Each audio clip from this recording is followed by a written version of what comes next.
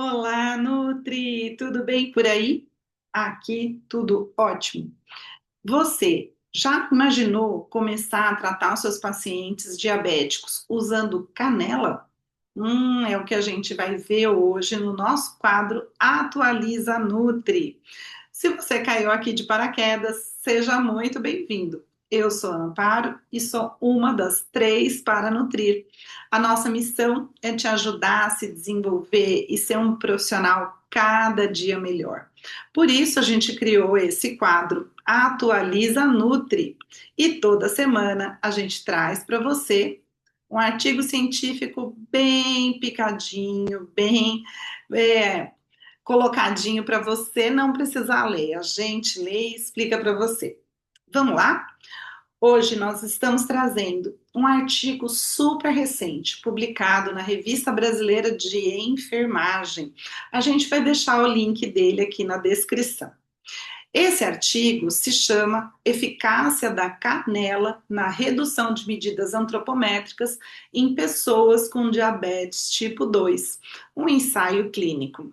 Olha só que interessante, é o que a gente sempre fala aqui. O papel do nutricionista é trazer para as diferentes populações novas possibilidades de tratamento. Claro que não é para ninguém abandonar o hipoglicemiante oral, a insulina ou o que quer que seja que esteja sendo utilizado. Mas se a gente pode colaborar através de alimentos e, evidentemente, bons hábitos de vida para o bem-estar e para a qualidade de vida, para melhora, para o controle do diabetes, por que não, né? Bom, em primeiro lugar, a gente precisa lembrar que a diabetes é uma doença de alta prevalência em todas as populações do mundo. A diabetes é considerada um problema de saúde pública, não só pela sua alta prevalência, mas também por todos os efeitos colaterais. Então, ela pode levar à cegueira, é uma das principais causas de cegueira evitável, né? Causa evitável.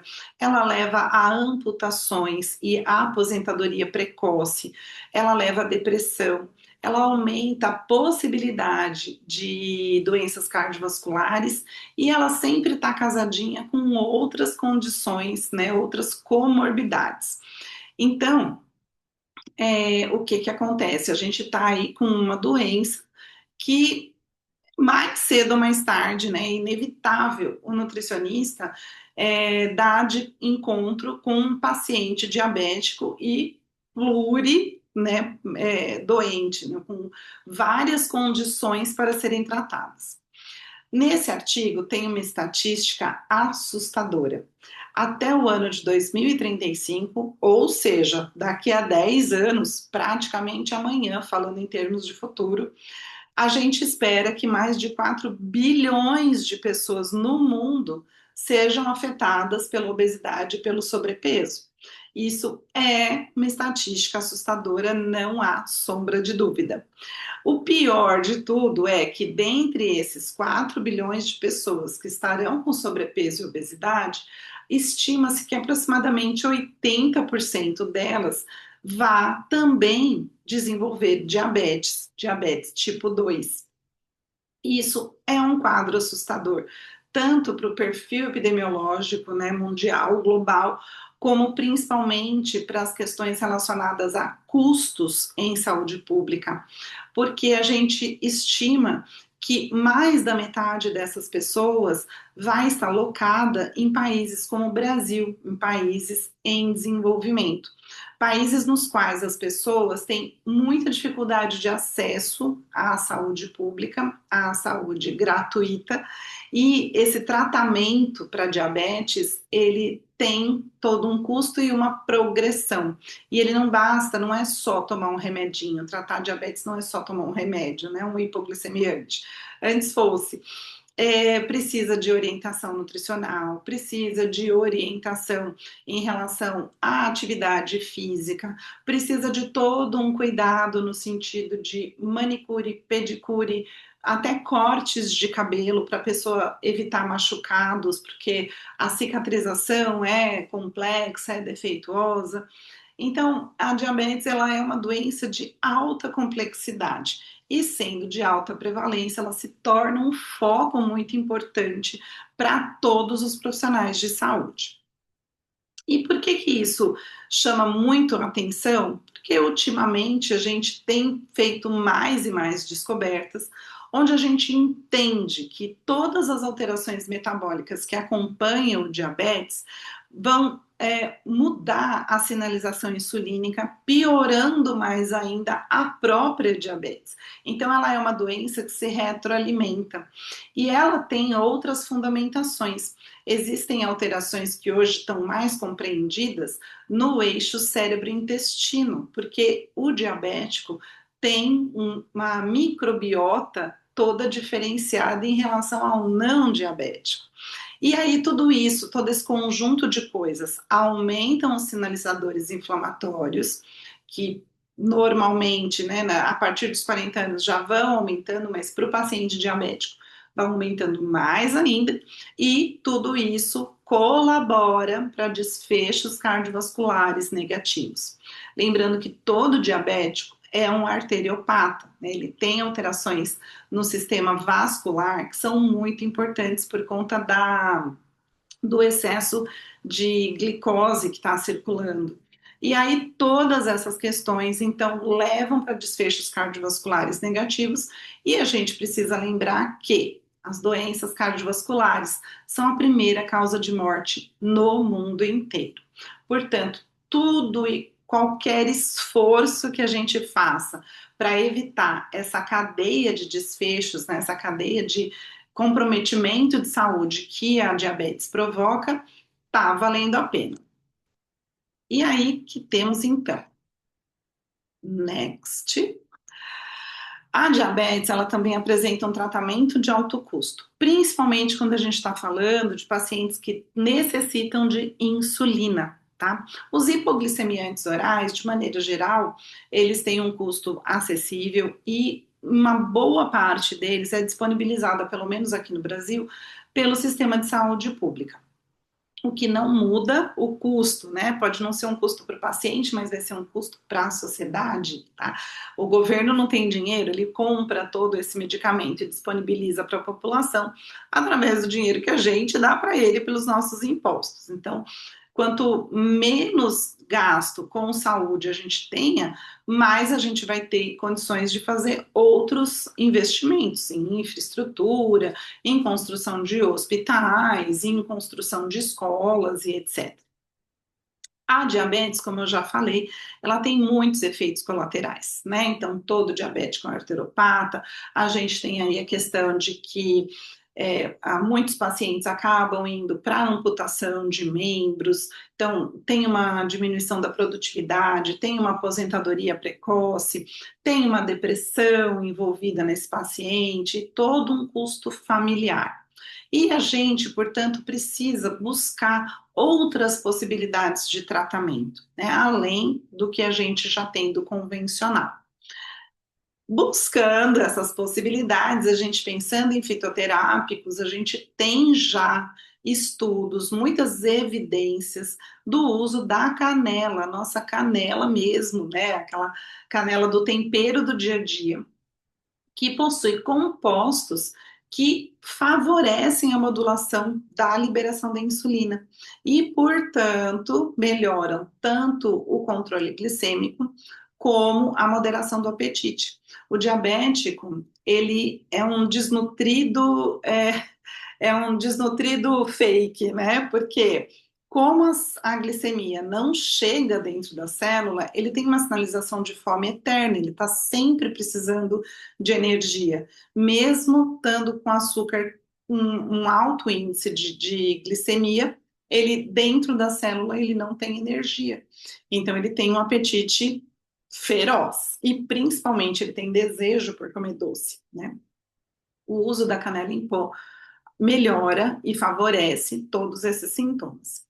E como é que a canela faz isso? Bom, basicamente, né, esses componentes, eles vão atuar na inibição de enzimas como a alfa-amilase e a alfa-glicosidase, que são as enzimas que modulam todo esse processo de digestão de carboidratos. A canela, ela também é termogênica. Então, com isso, a gente pode favorecer uma redução do peso, tá? Claro que não sozinha, mas dentro de um conjunto de manobras, de coisas para fazer essa perda de peso ponderal e, consequentemente, né, a diminuição dos níveis glicêmicos vão favorecer a diminuição da adiposidade corporal. Então, olha só o que um componente da alimentação pode favorecer, né, dentro de um paciente diabético. Isso é maravilhoso. Esse estudo, então, procurou fazer o quê? Né? Já se sabe o efeito da canela, já o estudo já está bem descrito, né, na literatura. O que os pesquisadores procuraram entender é se essa canela melhorava, favorecia, né, de alguma forma, medidas antropométricas em pacientes portadores de diabetes tipo 2. E olha que bacana! Esse estudo, ele é um estudo clínico, randomizado, ele foi triplo cego, aleatorizado um por um. Então, um paciente ia para o grupo de estudo e o outro paciente ia para o grupo controle, tá? E o controle era feito com a utilização de um placebo. Esse estudo, ele foi feito de agosto de 2019 a janeiro de 2020, apesar de ter sido publicado agora em 2025, mas a gente vê aí que o período que ele foi realizado, né, foi de 6 meses, e como foi janeiro de 2020, eu imagino, não está escrito no artigo, mas eu imagino que o advento da pandemia deve ter dado um break aí, né, talvez eles quisessem fazer por mais tempo, mas não foi possível. Esse trabalho foi feito com indivíduos portadores de diabetes tipo 2, que eram acompanhados em UBSs em uma região específica do Nordeste, particularmente no estado do Piauí. A amostra final tinha 140 pessoas. Eles, na verdade, recrutaram mais de 200 pessoas, mas por N fatores, né, sempre assim, os estudos clínicos, a gente vai perdendo o paciente, eles muitas vezes não seguem as orientações, desistem. Então, enfim, a amostra final ficou com 140 pessoas, o que é um N muito bom. A gente teve 71 indivíduos no grupo experimental, ou seja, no grupo que foi submetido ao uso da canela, e 69 que foram o grupo controle, ou seja, que consumiram o placebo e não a canela. Na nossa amostra, a gente tinha 97 mulheres e 49 homens, e a idade média aí dos grupos era de 60 a 61 anos. Essa quantidade maior de mulheres, ela corrobora uma grande verdade que a gente tem na nossa sociedade, que as mulheres procuram mais cuidar de sua saúde do que os homens. Então, a maioria dos estudos clínicos que a gente tem, sempre a gente tem uma amostra feminina maior. E o que foi que eles estudaram? Eles estudaram medidas antropométricas. Então, basicamente, peso, estatura, índice de massa corporal, o índice de adiposidade corporal, que é calculado com uma fórmula específica, circunferência da cintura, circunferência do pescoço, o índice cintura-quadril, cintura-coxa e cintura-estatura, que são índices que a gente não vê muito, né, no nosso dia a dia, a gente não usa tanto no nosso dia a dia, mas que também foram incluídos aí na metodologia desse estudo.